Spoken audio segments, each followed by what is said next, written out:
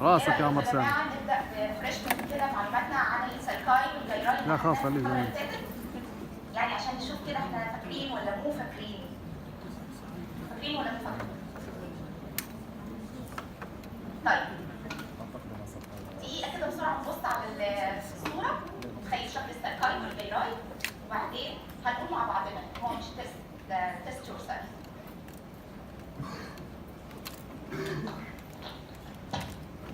يلا مين هيقول لي اول حاجه بيشاور عليه اللي هو رقم ايه ده؟ سنترال. السنترال. لا سوري، اول حاجه اللي هو رقم جي. ماشي؟ ده اسمه زي ما قلته صح؟ سنترال سيلفس. تمام؟ رقم A بري سنترال جايرس. F بوست سنترال جايرس. انا سامعه ناس سوري بالعكس. برافو عليكم. بري سنترال قدام والبوست سنترال ورا. لسه هعلق لكم النقطه دي. سامعه ناس بتقول على البري بوست وبوست بري، وبعدين في ناس ورا ما بتتكلمش خالص. نحاول نتخيل فين الفرونتال. This is the frontal and this is the occipital عشان السيربيلم. وزي ما اتفقنا لو السيربيلم مش موجود هنعمل ايه؟ برافو عليك. يبقى this is the frontal pole, this is the occipital pole, this is the temporal pole. This is the central sulcus, pre-central gyrus, post-central gyrus. يبقى انا كده في الفرونتال لوب. تمام؟ نمبر هاتش ده ايه؟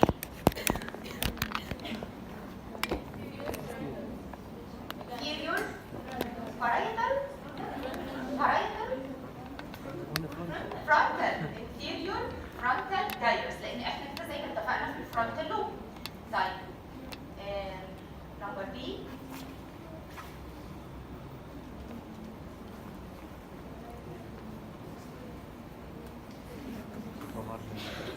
inferior parietal lobule. مش اتفقنا في intra parietal sulcus قسم البارايتال لوب للابر بارت واللور بارت. superior parietal lobule وانفيريور parietal lobule. طيب سي ده سهل بقى. سي بقى this is the imaginary line اللي هو رقم كام؟ واحد. الثاني اللي هو بنوصل من اول posterior end of the lateral fissure to meet the imaginary line number 1 يبقى ده رقم 2. نمبر دي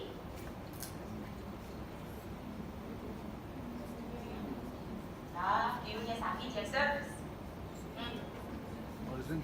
superior occipital gyrus او ممكن تقولي عليه الاوكسيبيتال لوب لان هو هنا مش مفصل قوي، يعني الرسمه مش واضحه قوي مين فيهم الجيرس اللي فوق واللي تحت. فده لسه اوكسيبيتال. زي ما اتفقنا في الاكزام انا بجيب لكم الصور اللي جبتها لكم في اللاب ماتيريال علشان ما يبقاش فيه لبس او حاجه مش واضحه في اي صوره ثانيه. نمبر جي ده سهل سهل جدا. ايوه الميدل تمبرال جيرس. ميدل تمبرال جيرس. طيب دي سيربيلم. هنا ده كي. ايوه البرين ولا البونز ولا المضله؟ ها بونز صح؟ بونز. ليه بونز؟ لان الميد برين غالبا بيكون فوق ما بتشوفوش من السكشن، لازم تشوفوا على الساجيتال سكشن على البيتيال سايد. اول بارت فيه البرين ستيم واخر حاجه الجزء ده اللي هو ايه؟ المضله. تمام. طيب تاني برضه نفس الكلام. ده ايه؟ مين الفرونت ومين الباك هنا؟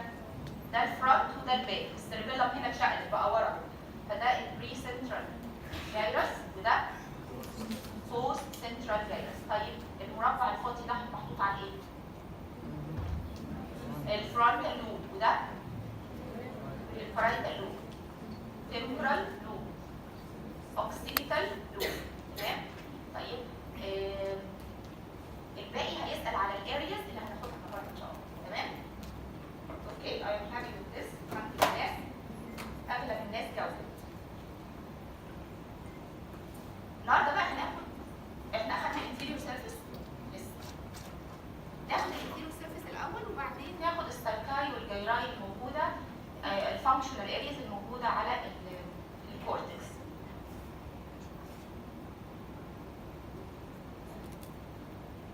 This is the inferior surface of the brain.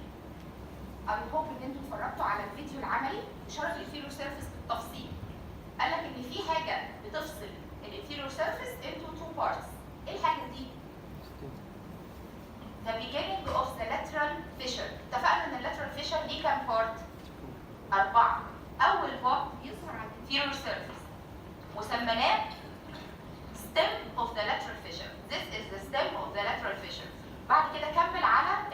سيرفيس على انه ايه؟ posterior ramus of the lateral sulcus او the lateral fissure. بعد كده في عندي اثنين قدام، واحد horizontal وواحد ascending، يبقى دول الفور بارتس.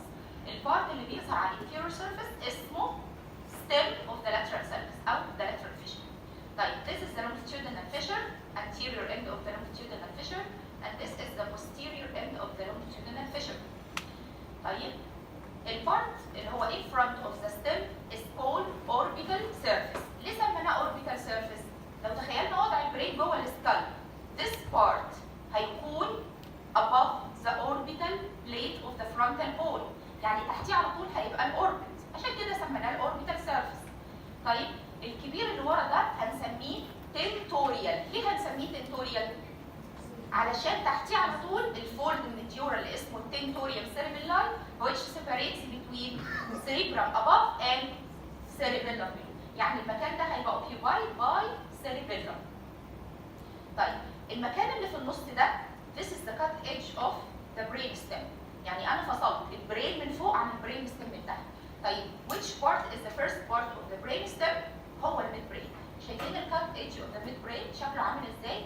الصوره دي بقى هتتكرر معاكم كتير قوي وانتم بتدرسوا الليفلز اوف ذا ميد برين، اللي هي هتاخد كذا ليفل في البرين ستيم، في 2 ليفل في الميد برين وفي 3 في البونز و3 في الميدالا. ف this is the upper level of the mid brain. هتلاحظ ان في هنا كنال ضيقه جدا. حد يعرف الكنال دي هي ايه؟ الكنال اللي بتوصل كافيتي من فوق بكافيتي من تحت. الكافيتي من فوق اللي ما بين التو ثالاماي اللي هو الثيرد فنتريكل، والكافيتي اللي تحت هو ايه؟ الفورث فنتريكل، اللي ما بين البونز والميدالا من قدام وورا فيه السيربيلم. الكنال دي اضيق كنال موجوده في الكونكشنز اللي ما بين الفنتريكلز واسمها cerebral aqueduct of Sylvius. المنطقه اللي في النص دي كلها ليها اسم هندرسه بعدين، اسمه interpeduncular fossa.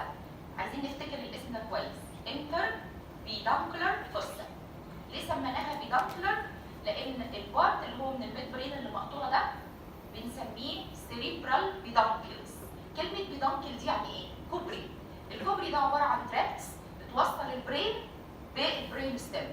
فايبرز من النيرفز نازله من البرين، مش احنا قلنا في ascending و descending tracts بيعملوا حاجه اسمها الوايت ماتر، المكان اللي بيوصل ما بين البرين فوق والبرين ستيم من تحت المقطوع ده بنسميه cerebral peduncles اللي هو المكان ده.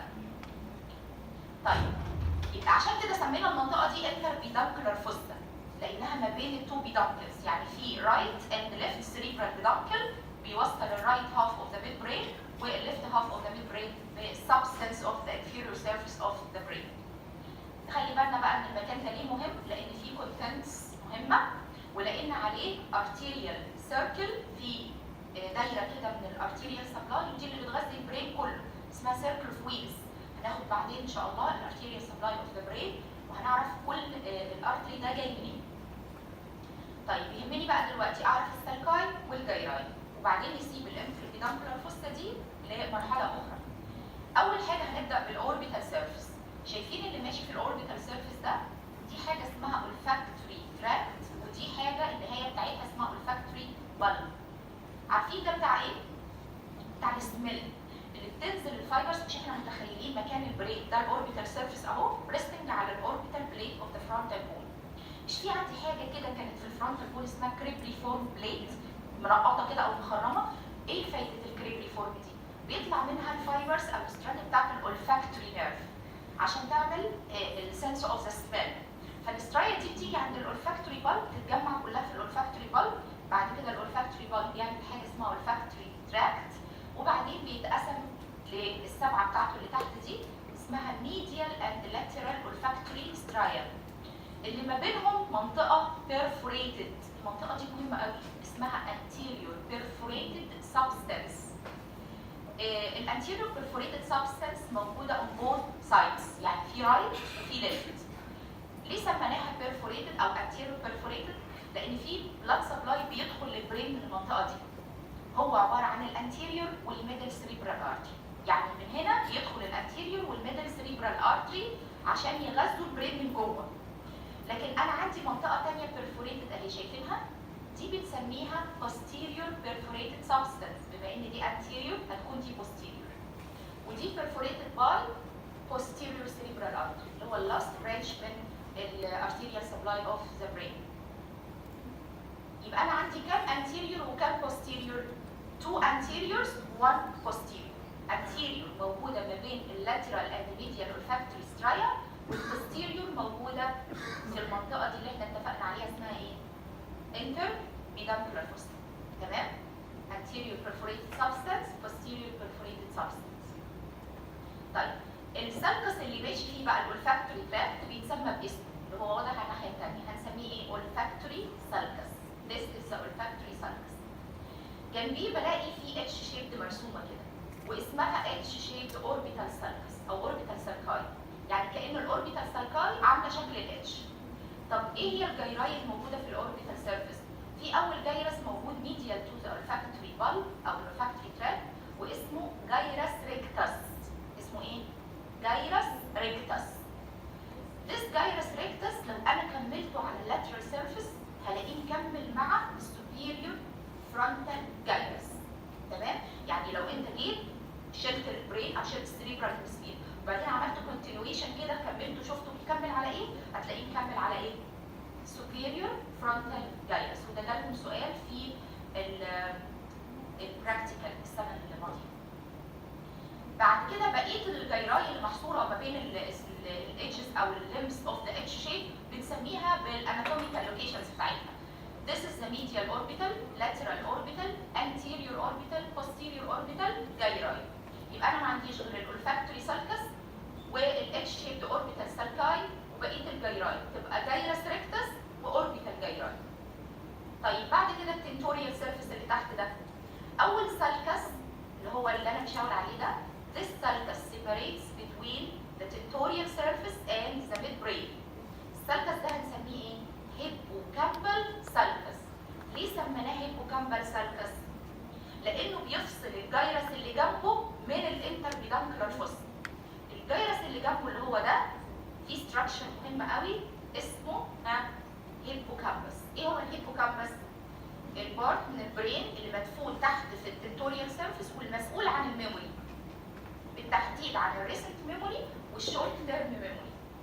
البارت ده موجود جوه الجيرس اللي انا بشاور عليه ده، عشان كده سمينا الجيرس هيبوكامبال جيرس، او في كتب تانية نسميه بارا هيبوكامبال جيرس، والسالكس نفسه سميناه هيبوكامبال سالكس.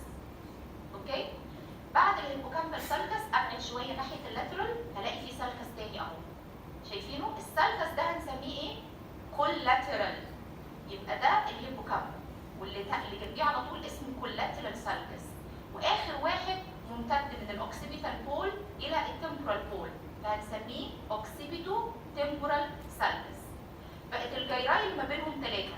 اول واحد زي ما اتفقنا اسمه ايه؟ بارا هيبوكامبال جيرس، وده اللي فيه الهيبوكامبس. اللي جنبيه ميديال اوكسيبيتو تمبورال، واللي لاترال ليه هيبقى ايه؟ لاترال اوكسيبيتو تمبورال جيرس.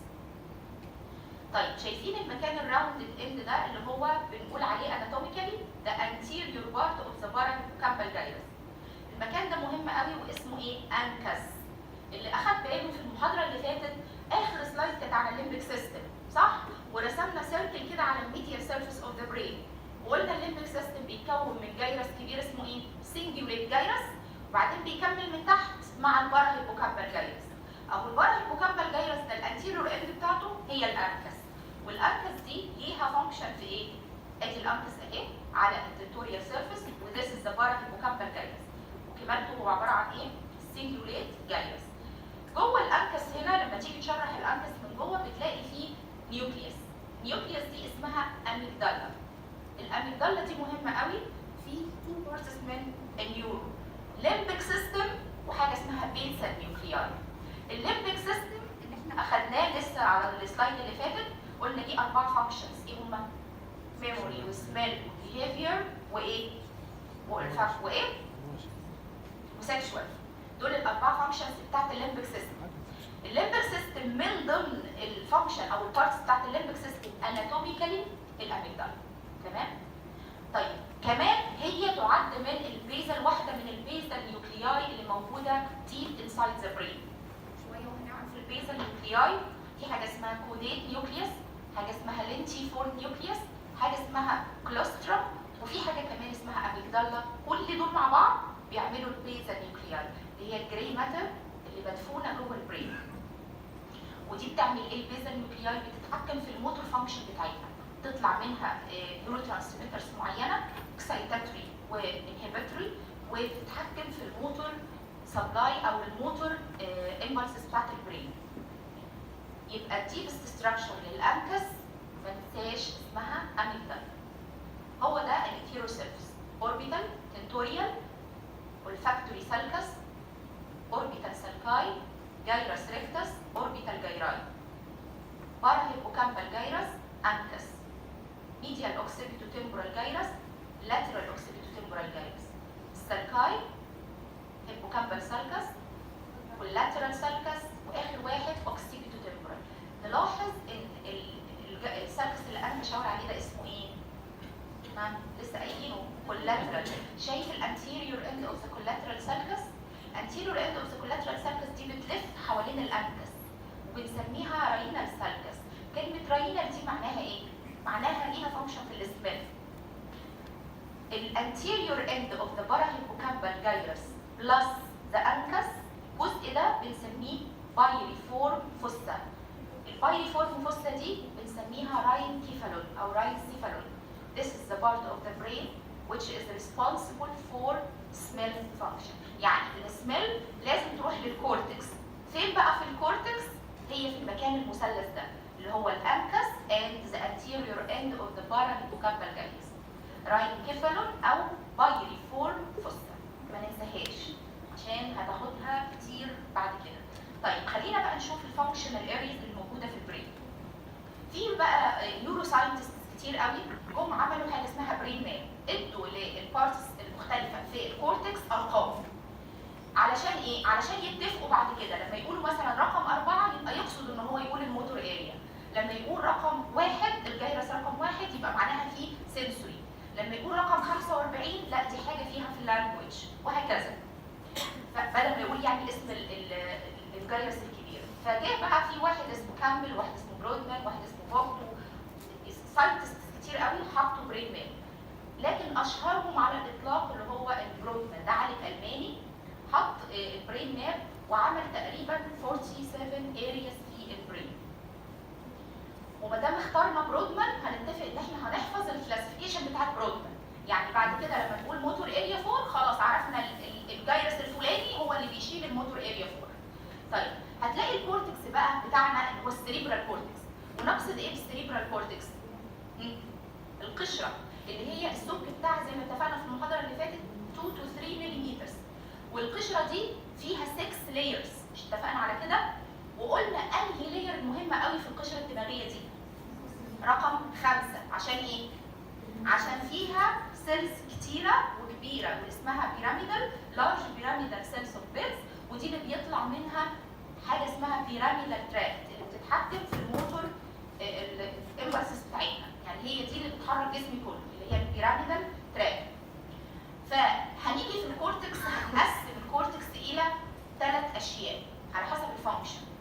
حاجه موتور، وحاجه سنسوري، وحاجه نسميها ايه؟ اسوسيشن. كلمه اسوسيشن يعني معناها هيلبر او بتساعد ان انت تفهم الامبلس دي معناها ايه. هتلاقيها غالبا مرتبطه بالسنسيشن. يعني مثلا في اريا في السنسيشن في الكورتكس تستقبل بس الفيجن. طيب معناها ايه؟ ان انا هشوف بالاريا دي. طب هفهم اللي انا شفته ده ازاي؟ هفهم ان انا شفت صورتك او صوره بيرد او صوره مثلا كتاب، افهمها بالاسوسيشن اريا، وغالبا بتكون حوالين البرايمري اريا. فتلاقي في برايمري اريا واسوسيشن اريا. هتسمع المصطلح ده كتير في الكورتكس. يبقى هنتفق ان في موتور وفي سنسوري وفي ايه؟ اسوسيشن. برضه في البرايمري اريا هتسمع عن برايمري وسكندري. يعني ايه سكندري؟ يعني زي ما تقول كده السينيور هو البرايمري، هو اللي بيصدر الاوامر، لكن بيحتاج ارياز ثانيه تساعده. تمام؟ تظبط جسمي عشان اعمل الوضعيه المعينه دي، فبنسمي الاريا دي سكندري. فهتلاقي في برايمري موتور وفي سكندري موتور، في برايمري سنسوري وسكندري سنسوري. تمام؟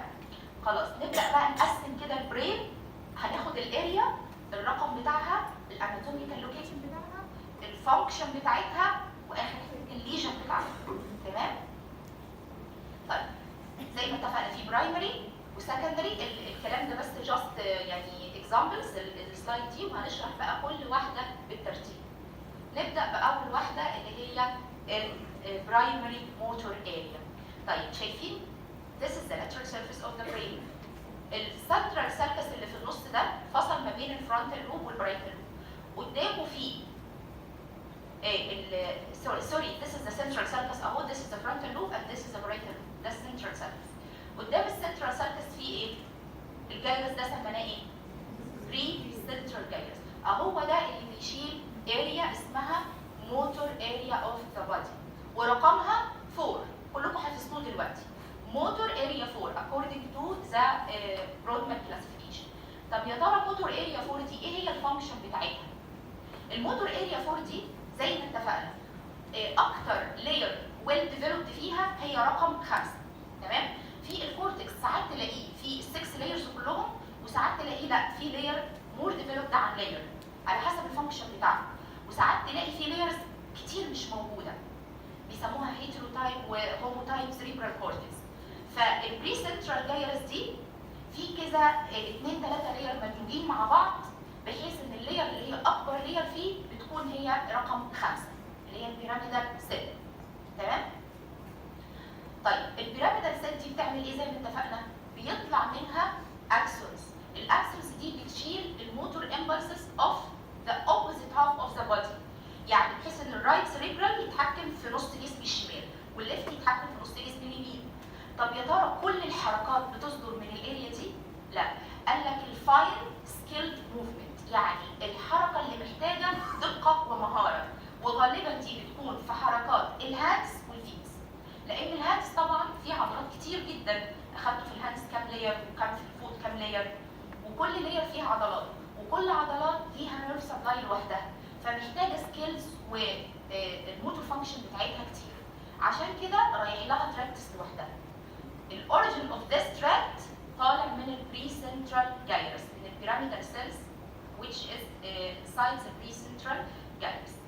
لكن عشان تشتغل، عشان احرك ايدي، عشان احرك الهاند وعشان احرك الفيت، محتاج يجي لي امبلسز من اماكن اخرى في البرين. وانا مش هحرك الهاند بتاعتي والترانك بتاعي مثلا ثابت في مكانه، او الشولدر بتاعي ما بيتحركش، او القلب، لا، في بقى حاجه جنبيها على طول بتبدا تديها امبلسز عشان تظبط وضعيه جسمي في الحركه اللي هتتحركها الهاندز والفيتس دي. الحاجه دي اسمها ايه؟ هناخدها في السلايد اللي بعديها، اسمها اريا 6 اللي قدامها على طول. اريا 6 دي بنسميها secondary motor area. مش اتفقنا في برايمري في secondary؟ this is the secondary motor area، او ساعات تلاقيهم مسمينها ايه؟ pre motor area. pre motor هو نفس الاسم بتاع secondary motor area in front of the pre-central gyrus. فايدتها ايه الاريا دي؟ بتعمل coordination للمسلز الكبيره. يعني ايه؟ يعني المسلز اوف ذا shoulders، المسلز اوف ذا hip، المسلز اوف ذا trunk، بحيث زي ما قلت لكم كده تخلي جسمي يتظبط في الوضعيه مثلا اللي انا هكتب فيها. شايفين وانا بكتب بالهاند اللي بيتحرك معايا الارم والفور ارم والشولدر، وممكن جسمي يتحرك معايا نفس الكلام وانا بمشي. ففي حاجه بتظبط بقى، بتعمل كوردينيشن. بنسمي اللي بيعمل كوردينيشن ده بدل ما هي بيراميدال تبقى ايه؟ اكسترا بيراميدال. يعني اذا البيراميدال تراكتس هتطلع من هنا من البري موتور، لكن الاكسترا بيراميدال هتطلع من فين؟ من اللي قدامها اللي هي سوري، البيراميدال تطلع من الموتور والاكسترا بيراميدال تطلع من البري موتور. لكن وجدوا ان مش بس البري موتور اريا دي هي المسؤوله عن الكوردينيشن اللي بنتكلم عنه، لقوا ان في سنترز ثانيه كتير في البرين، منها مثلا البيزا نيوكلياي بتتحكم برضه في الكوردينيشن ده، بتخلي الجسم يتظبط في الوضعيه المعينه كده، بتخليه يتحرك ان سيكونس. شوفوا مثلا لما واحد يكون بيعمل دانسينج او واحد بيشوط الكوره، عشان يشوط الكوره ده بيعمل ايه؟ شوفوا هو واقف قدام الملعب وحاطط الكوره قدامه، بيقوم واخد مثلا وضعيه معينه، وبعدين يبدا يتني رجله ويتني النيه بتاعته ويجري في اتجاه الكوره، وجسمه كله بيتحرك معاه، مش رجله بتتحرك وجسمه سايب ورا. مين بقى اللي بيظبط السيكونس ده؟ او مين اللي بيزود السيكونس sequence of dancing او الهاند رايتنج في التايبنج هو البيزل نيوكلياي والاكسترا بيراميدال سنترز عموما. برضه من السنترز اللي هي الاكسترا بيراميدال الموجوده في جسم السيربيلم، مش مسؤول عن البالانس، مسؤول عن الكوردينيشن. فكل ما تلاقي الفانكشن انتجريتد يبقى السنتر ده اكسترا بيراميدال مش بيراميدال. مفهوم المقصد؟ نرجع تاني ده اريا 4 او موتور اريا 4 اوف ذا بودي، هي دي، وقلنا ان السيل الموجود فيها هي البيراميدال سيلز اوف بيتس، والامبلس لازم تجي لها من الاريا اللي قدامها اللي هي البري موتور اريا. شايفين قد ايه؟ 40% يعني اللي بيبعت اللي هي الاريا اللي قدامها بتبعت لها تقريبا 40% من الفايبرز بتاعتها للموتور اريا عشان تظبط زي ما قلنا الوضعيه دي. بقيه الفايبرز تنزل في تراكتس ثانيه خالص اسمها اكسترا بيراميدال تراكت. بتروح فين التراكتس دي؟ بتنزل بقى على البرين ستام وبعدين تروح للسيربيلم، تنزل لحد الثالاموس، بس مهم انها ما بتنزلش في السباينال كورد دايركتلي. تمام؟ تاخدوا ان شاء الله التراكتس دي، شغل كبير قوي التراكتس ده، تاخدوه ان شاء الله في السكشن الثاني. زي ما اتفقنا اوعى تنسى الفانكشن، فاين سبيسيفيك ديسكريت موفمنت مينلي اكستريميتيز، يعني اللي هي الهاندز والفيت. طب لو حصل ليجن في الاريا دي، لو حصل ليجن in the right pre-central gyrus، تفتكروا ايه المانيفستيشن بتاعت الليجن ده؟ اول كلمه هسمعها contralateral على الاوبوزيت سايد، يعني الليفت سايد هو اللي هيبقى فيه مشكله. contralateral ايه بقى؟ يمين يعني نص، بليجيا يعني ايه؟ باراليسيس. يبقى contralateral hemiplegia معناها شلل نصفي على الجهه المقابله من الجسم. ليه؟ لان الرايت زي ما قلنا بتتحكم في الليفت والليفت بتتحكم في الرايت. تمام؟ دي بيسموها حاجه اسمها ايه؟ upper motor neuron. تسمعوا عن كلمه upper ولور موتور؟ كلمه upper motor يعني معناها فوق النيوكليوس بمعنى بسيط. يعني ايه فوق النيوكليوس؟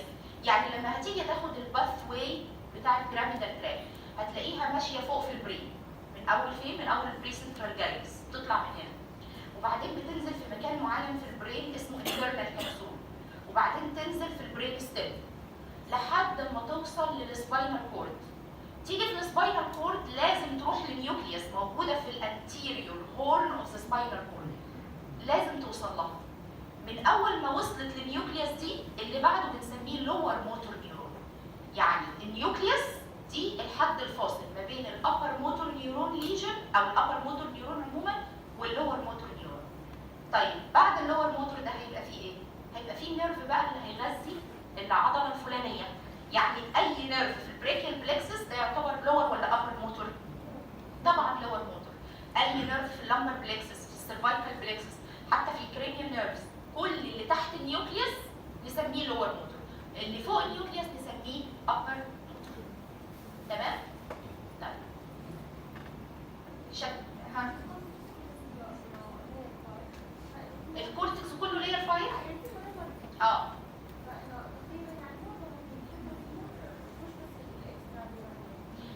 بتتكلمي عن اريا معينه اللي هي الموتور اريا 4. احنا اتفقنا ان كل اريا مش كل الليرز اللي فيها شكل الباقي. فعندك في موتور اريا 4 اللي فيها ويل ديفلوبد بيراميدال سيلز، هي دي اللي بتتحكم في الكورتيكو سباينال او البيراميدال تراكت الاولاني. كلهم بيسموا بيراميدال. ما هي كلمه بيراميدال دي يعني الاوريجن بتاعها من البيراميدال سيلز، لكن اكسترا بيراميدال لا، دي طالعه من سيلز ثانيه مش البيراميدال سيلز. ممكن تكون الستيليت سيلز، ممكن تكون الجانجليونيك سيلز او الهوريزونتال سيلز اللي موجوده في الديفرنت ارياز اوف ذا كورتكس. لكن لما نقصد ببيراميدال دي طالعه من اللير 5 اللي فيها البيراميدال سيلز. مفهوم؟ طيب شايفين الشكل اللي قدامنا ده؟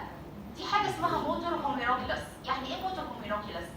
يعني لقوا ان الديستريبيوشن بتاع جسمي على الموتور اريا 4 دي اولا لقوه ابسايد داون، يعني معناها ان الراس بتكون ريبريزنتد تحت. لو تخيلنا ان ده كده اللاترال سيرفيس اهو، وده كده الساجيتال او اللي هو اللونجيتودينال فيشن في النص. فلقوا ان المنطقه اللي تحت دي بتتحكم في عضلات الراس والعين والفم اللي هو الماوث والفاركس واللاركس، ولقوا ان فوقها منطقه الهاند، الثumb والفينجرز، وبعدين لقوا فوقيها شويه منطقه الشولدر والترانك والهيب وبعدين لقوا ايه؟ لقوا ان الابر بارت اوف ذا ثاي او منطقه الثاي عموما ريبريزنتد على اكتر اريا عاليه فوق اللي هي الابر موست بارت اوف ذا بري سنترال جايرس. وبقيه اللور ليمب اللي هو من اول الني لحد تحت بقى اللي بيشمل طبعا الليج والفوت والتوز كلها ريبريزنتد على ايه؟ اللي في مكان معين وقلنا مهم قوي وكان اسمه ايه؟ البارا سنترال لوبيول. عشان كده قلنا ان البارا سنترال لوبيول ده الموجود around the central sulcus on the medial surface is very important. كمان لقوا فيه السفينكترز اللي بتتحكم في البرينيا موجوده برضه على الميديال سيرفيس في البارا سنترال لوبيول. مش بس كده، لقوا ان في disturbed body image، يعني مثلا شوف التونج واللبس والماوث عموما قد ايه ممثل على الاريا، شايف ممثل باريا كبيره ازاي؟ طب شوف الهاند قد ايه بالنسبه لجسمي، الهاند اصغر طبعا من الترامب، لكن الريبريزنتيشن بتاعها على الاريا تقريبا واخد الميدل ثيرد. ليه كده؟ عشان ايه؟ بالظبط مش التاتش بقى، الفاين موتور موفمنت، احنا بنتكلم على موتور، لان كل ما زادت السكيلز كل ما احتاجنا تمثيل اكبر في الاريا. يبقى اذا the representation of the body is not dependent on the size of the organ او the size of the structure but depends on the skills of the motor function of the structure. بما ان الهاندز بتاعتي بتتحرك ومحتاجه عضلات كتير هتكون فيها representation اكبر. خلاص يهمني بقى نعرف هنا اللور بارت بيمثل الفيس، العضلات اللي بتتحكم في الفيس والماوث والتونج واللاركس. وبعد كده مش يهمني الترتيب، يهمني بس تعرف ان راسك دي ممثله تحت، بعد كده جسمك اللي هو الترامب والشولدر وكده ممثل في الاريا اللي فوق، واخر حاجه من فوق الثاي اند الليج والفوت على البارا سنترال. حد مش فاهم اي حاجه؟ تمام؟ طيب نيجي بقى نشوف اللي هي الاريا اللي قدامها سميناها ايه؟ secondary motor area او ليها اسم تاني pre motor area 6. شايفين الاكستنشن بتاعها فين؟ in front of the motor area 4. يعني لو تخيلنا ان ده السنترال سايتس، الاريا اللي قدامها دي هتبقى البري سنترال جايرس. شايفين بقى الاريا دي اللي هي الاريا 6 بنسميها بري موتور اريا. الريبريزنتيشن بتاعها على الكورتكس عامل ازاي؟ جاي عامل شكل انفيرتد تريانجل كده، البيز بتاعت التريانجل موجوده فوق والايبكس بتاعتها بتنزل لتحت. معظم الكتب بتقول ان الاريا دي موجوده في السوبيريور فرونتال جايرس والميدل فرونتال جايرس، بحيث ان نهايه المثلث تنتهي هنا عند نهايه الميدل فرونتال جايرس كده. لكن في كتب ثانيه بتقول لك لا، دي اكستند لحد ما توصل لتحت لحد نهايه السنترال بري سنترال سيلز. لكن اغلب الساينتست قالوا لا، ان هي انفيرتد تريانجل، البيسس بتاعته فوق عند السوبيريور تمبورال السوبيريور فرونتال جايرس، والايبكس بتاعته عند نهايه الميدل فرونتال جايرس. فكانها بتشمل التو جايراي superior وميدل فرونتال جايرس in front of area 6 area 4. طيب عشان تتحرك اولا الاريا دي اللي بتنتج منها زي ما اتفقنا هي اكسترا، يعني هي واحده من الاكسترا بيراميدال سنترز. معنى كلمه اكسترا بيراميدال يعني مش بيراميدال سيلز، تطلع من سيلز ثانيه غير البيراميدال. الافرنت بتاعتها هتدخل 40% من الافرنت بتاعتها تدخل على الموتور اريا اللي هي موتور اريا 4، عشان زي ما قلنا تعمل كوردينيشن للماسلز الكبيره فتظبط جسمي عشان الماسلز الصغيره تتحرك. خلاص؟ فتيجي تشوف الفانكشن، اول فانكشن فيها هتلاقيها ستورنج موتور بروجرام. يعني ايه ستورنج؟ يعني الاريا دي بتعمل بتخزن الحركه. لما انت مثلا بتيجي تعمل تايبنج على اللابتوب او على اي ماكينه ماشين، بتعمل ايه؟ بتبص على الحروف؟ لا، ما بتبصش على الحروف. لما بتوصل لادفانسد ليفل لا، انت بتكتب من غير ما تبص. طب مين اللي عمل البروجرام ده؟ هي البري موتور اريا دي خزنت الوضعيه بتاعت الشولدر والوضعيه بتاعت الترامب والوضعيه بتاعت جسمي في الطريقه ان انا خلاص جسمي حفظ فين صباعي يتحط عشان يكتب الحرف ده. برضه في الدانسينج، برضه في الفوتبول بلاير، اي حاجه بتحتاج لكوردينيشن الستورنج بروجرام بتاعتها بتكون في البري موتور اريا دي. coordination of course movement mainly trunk, shoulder and hip muscles. زي ما اتفقنا الماسلز الكبيره الكوردينيشن بتاعها بالاكسترا بيراميدال سنترز ومن اهمها البري موتور اريا. خلي بالنا ان الاريا دي في ملحوظه مهمه قوي هتاخدوها ان شاء الله بعد كده لما تيجوا تدرسوا السباينال كورد هتعرفوا ان في حاجه اسمها ماسل تون، ويمكن تكونوا درستوها في الفسيولوجي. درسوا في الفسيولوجي الماسل تون؟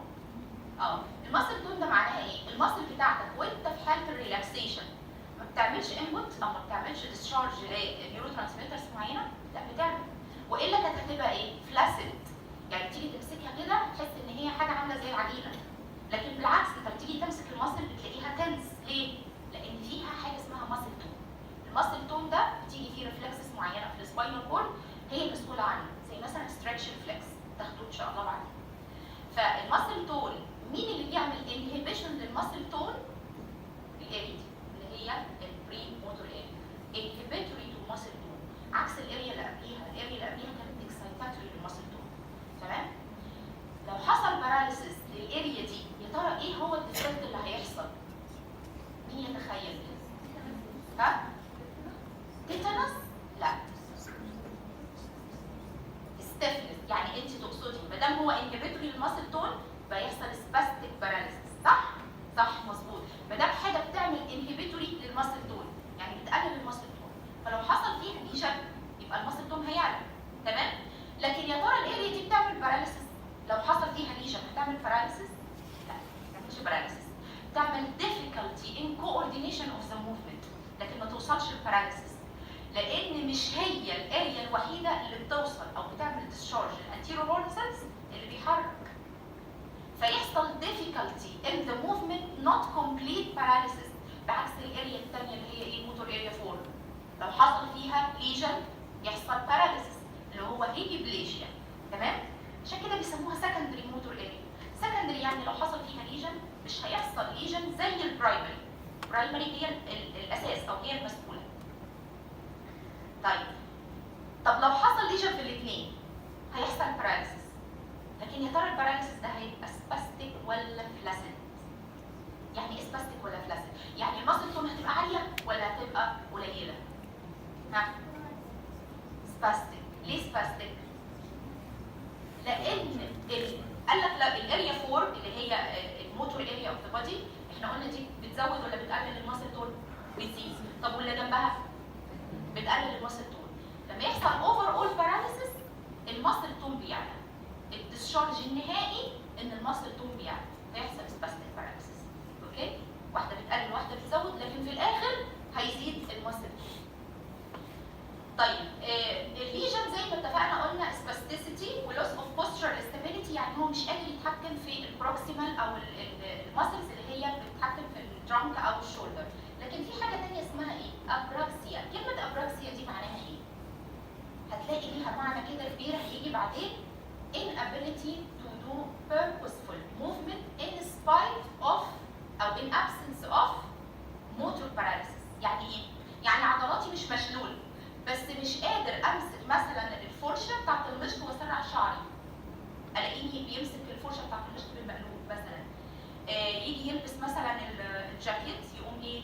يلبسه بالمقلوب، يدخل الكم بالمقلوب كده كأن الجاكيت قدامي. هو فاهم الحركه وما عندوش باراليسيس بس مش قادر يعمل اكسكيوت للحركه دي. دي بيسموها ابراكسيا. والابراكسيا دي مش بس بتحصل في الاريا دي لما يحصل لها ليجن، بيحصل كمان لما يحصل ليجن في حاجه اسمها كوربوس كالوزم. اتكلمنا عن كوربوس كالوزم في اول المحاضره، قلنا هو عباره عن ايه؟ كوميشنال فايبر بيربط ما بين الرايت والليفت، وقلنا ان لو حصل فيه ديسوسيشن ما بين الكوربوس كالوزم، يعني حصل فيه قطع وحصل ديسوسيشن ما بين الرايت والليفت سيريبرال هيمسفير، نص جسمي بيتحرك منفصل عن نص جسمي التاني، ما بيتعرفوش على بعض. دي برضه بتؤدي الى الابراكسيا، مش قادر يلبس مثلا كوب وينسى يلبس الكوب التاني، او يلبسه بالمقلوب، او يجي يمسك زي ما قلنا الفرشه يسرح بالمقلوب مش بسنان المشط بعد. تمام؟ طيب في موتور اريا ثانيه اكستندنج على الميديال سايد اوف ذا برين اسمها SMA او سبلمنتري موتور اريا، وبرده دي واحده من الاكسترا بيراميدال سنتر. لو انت عملت اكستنشن للسبلمنتري موتور اريا دي على اللاترال سيرفيس اوف ذا برين هتكمل مع ايه؟ مكانها كده، الشاطر بقى اللي يعرف مكانها كده فين قدام وفين ورا. طب يا ترى هي لو عملت لها اكستنشن على اللاترال سيرفيس هتبقى كونتينوس مع ايه؟ ها؟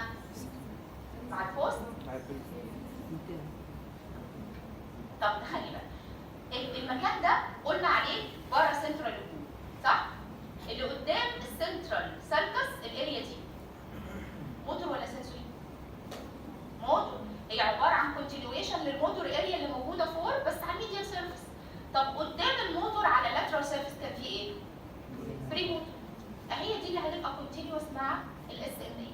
يعني زي ما انت قلتي هي من السوبيريور فرونتال جايرس كونتينيوس على الميديال سيرفيس، تمام؟ كانك بتمد اريا 6 بس بتكملها على الميديال سيرفيس. حتى ساعات يسموها ايه؟ يسموها كونتينيويشن او ذا ميديال سيرفيس اوف بري موتور اريا. طيب الفانكشن بتاعتها برضه هتلاقيها بما انها اكسترا بيراميدال سنتر، اتفقنا اي اكسترا بيراميدال سنتر هيعمل كوردينيشن، يعمل بوستشرال ستابيلايزيشن، فنفس الكلام هتلاقيه في الموتور اللي هي الاس ام اي دي بلس كلمه سيكونسز دي. كل الكتب هتلاقي فيها كلمه اس ام اي بتعمل سيكونسز اوف موفمنت، يعني بتخلي فيه تتابع حركي بطريقه منتظمه بحيث انت ما تشعرش بيه ابدا.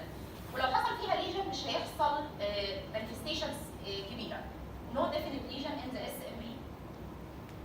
طيب نيجي بقى للاريا اللي بتحرك عينتين الاثنين مع بعض، اسمها موتور اي فيلد اريا وسميناها 8. تمام؟ الارقام اللي هنشير اليها بس هي اللي هنحفظها. في ارقام كتيره زي ما اتفقنا هم 49 فمش هنحفظهم كلهم. يعني دلوقتي اخذنا موتور اريا 4، خدنا بري موتور اريا 6، وخدنا دلوقتي ايه؟ 8. هتلاقي 4 6 تزود 2 تبقى 8، يعني ماشيين مع بعض تقريبا. اولا الاناتوميكال لوكيشن بتاعها فين؟ in the middle temporal gyrus in front of the middle frontal gyrus in front of the premotor area. يعني this is the precentral gyrus والاريا 6 دي اللي هي موجوده في السوبيريور والميدل فرونتال جايرس. قدام الاريا 6 في الميدل فقط بتبقى الفرونتال اي فيلد اريا. طيب الفرونتال اي فيلد اريا دي ايه هي الفانكشن بتاعتها؟ قال لك انت لما تيجي تعمل تراكنج موفمنت، يعني ايه تراكنج موفمنت؟ يعني لو انا ماشيه في الطريق وبعدين في حد تاني او في حاجه لفتت نظري وانا ماشيه او سايقه في الطريق، بعمل ايه؟ عيني الاثنين دول بيروحوا ليها كده وبعدين بيتابعوها وهي ماشيه، صح؟ دي بيسموها فولنتري، وحط تحت فولنتري دي كذا خط. تراكنج موفمنت اوف ان اوبجكت، يعني تتبع. لو سي مثلا ان القلم ده قدامي وانا هحركه يمين كده، عينين الاثنين بتروح فين؟